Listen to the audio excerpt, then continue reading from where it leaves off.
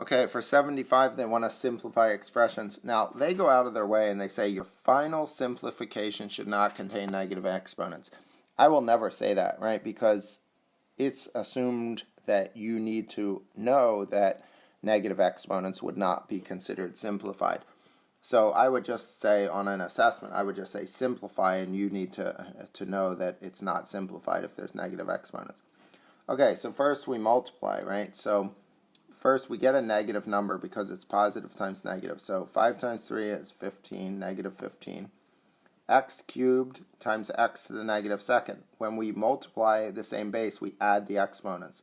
So this is x to the 3 minus 2, which is x to the first. So negative 15x to the first, and we just write it as negative 15x. Okay, and that one is simplified. For b, we want a cube, right? So this becomes 4 cubed, right? 4 cubed. P to the 2, now this is power to power rule. We multiply. 2 times 3 is 6. And q to the third.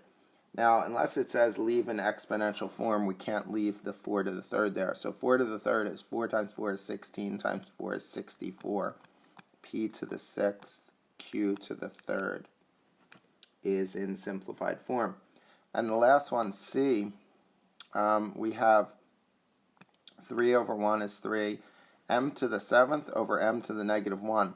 When we divide, we subtract the exponents. So this would be m to the 7 minus negative 1, which is m to the 7 plus 1, which is m to the 8th, right? So 3m to the 8th would be simplified form.